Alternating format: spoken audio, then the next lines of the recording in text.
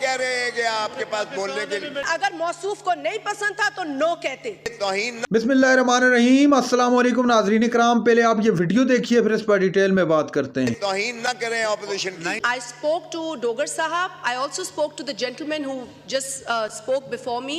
I do not want to repeat what he said to me. I was really disturbed by his comments. دیکھیں سر, ہم سب عزت دار لوگ ہیں اور شہید ذوالفقار علی بھٹو قائد عوام کے حوالے سے آج اگر 44 برسوں کے بعد وہ کالا فیصلہ غلط قرار دیا یا اس تک پہنچنے کا راستہ غلط قرار دیا تو یہ میرا حق ہے, میری جماعت کا حق ہے, ہر سیاسی جمہوری کارکن کا حق ہے کہ وہ اسے سیلیبریٹ کرے. جو مجھے اس دن جواب ان آنریبل ممبر نے دیا میں وہ ریپیٹ نہیں کرتی بیکاز وہ بلو دا بیلٹ تھا, وہ پارلیمنٹری طریقہ نہیں تھا بات کرنے کا. That's why I'm not going to repeat it. But sir, I have the right to move a resolution. اگر موصوف کو نہیں پسند تھا تو نو کہتے. میں خوش تھی کہ جمہوری کارکن تھے جنہوں نے خاموشی اختیار کی and I appreciate them. ٹھیک ہے, thank you madam, thank you. اب اس کو controversial نہیں کرتے, ہم نے ایجن کرنا ہے. سر میں آپ چاہ رہا ہوں آپ وائنڈ اپ کریں تو میں ایجن کروں, میں چاہ رہا ہوں آپ وائنڈ اپ کریں تو میں ایجن کروں. آپ کس طرح کہہ رہے ہیں کہ آپ کے پاس بولنے کے لیے سوا کچھ نہیں ہے. سر پلیز یہ توہین نہ کریں اپوزیشن کی, یہ کہہ کر توہین نہ کریں. All respect for the opposition. What I am trying to say is they should get the maximum time. Do you disagree with that? آپ یہ نہ کہیں کہ اپوزیشن کے پاس کچھ نہیں ہے. ہمارے پاس لوگوں کی کروڑوں پاکستانیوں کی ہمارے پاس ہے. یہ سر یہ دیکھیں کہ اگر آئین میں اگر آپ کو پر امن احتجاج کرنے کا حق, آرٹیکل دیکھیے 4 ہے جو کہتا ہے کہ قانون میں آپ کو ہر حق ہے. آرٹیکل 9 ہے right of life, article 10A ہے due process of law, article 14 ہے ڈگنیٹی, آرٹیکل 15 ہے رائٹ آف موومنٹ, آرٹیکل 16 ہے رائٹ آف ایکسپریشن, آرٹیکل 17 ہے right of association. Privilege motion تو آ گیا نا سر آپ کا. سر یہ تمام چیزیں منہدم کی گئی ہیں اور آپ کے 10 مارچ کو اس پاکستان سارے کو ایک جیل خانہ بنا کے رکھ دیا. کیا یہ پولیس سٹیٹ ہے؟ کیا یہاں بنیادی حقوق ختم ہو گئے ہیں؟ کیا انسانی حقوق سے ہم آری ہیں؟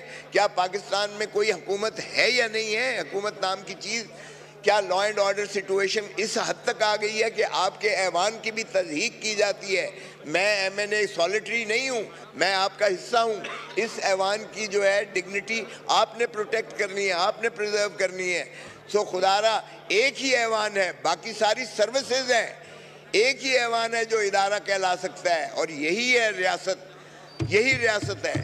اور باقی اگر آپ ریاست کی پروٹیکٹ نہیں کریں گے, عوام کو پروٹیکٹ نہیں کریں گے اور پولیس سٹیٹ بن جائے گی تو پھر آپ کو کل کوئی روک سکتا ہے, کل ان کو کوئی پولیس والا پکڑ کے بند کر سکتا ہے, کل کسی کے خلاف کوئی پولیس والا اٹھا کے جو ہے اس کو جیل میں ڈال سکتا ہے. خدا را ایسا نہ کیجئے گا. یہ تو آنے جانے چکر چلتا ہے. میری بات نہیں ہے, میری ذات کی بات نہیں ہے, میں تو باہر آ گیا. لیکن سوال یہ ہے کہ کیا پارلیمنٹیرینز کو اس طریقے سے تضحیق کر کے آپ گرفتار کر کے آپ لے جا سکتے ہو؟ کیا بنیادی حقوق کو اس طرح سے آپ جو ہے زائل اور رون سکتے ہو؟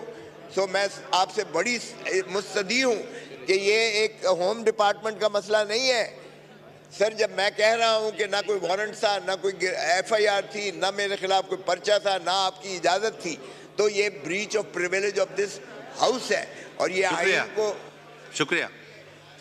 ابھی ہاؤس ایجن کرتے ہیں. Supreme Court has finally given a verdict مشتاق صاحب saying that the Bhutto's trial was a mistrial. But I hope it had not taken 44 years to arrive at the conclusion. Let us have a commission, whether from this house or the August Supreme Court of Pakistan. Let them form a highest judicial commission to see whether the 9th of May was an orchestrated move to disintegrate Imran Khan and his political party. And then we saw on the 8th of February people massively rejecting the 9th of May version. They rejected the convictions imposed upon Imran Khan.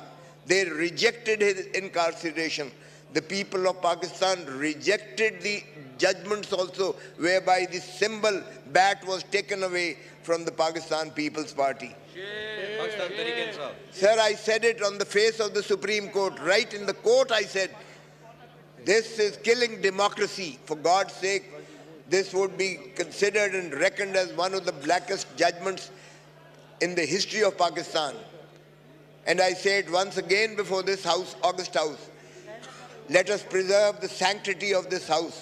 नाज़रीन इकराम, आपने video देखी, कौमी assembly का इजलास था जिसमें उमर अयूब पाकिस्तान तहरीक इंसाफ से और तहरीक इंसाफ के रहनुमा सरदार लतीफ़ खोसा जिनका ताल्लुक़ पहले पाकिस्तान पीपल्स पार्टी से था, उसके अलावा शाजिया मरी साहिबा जिनका ताल्लुक़ पाकिस्तान पीपल्स पार्टी से, इंतहाई जज्बाती ख़िताब देखे और ख़िताब के दौरान आपने देखा कि आपस में गर्मा गर्मी भी होगी, शदीद किस्म की गर्मा गर्मी होगी।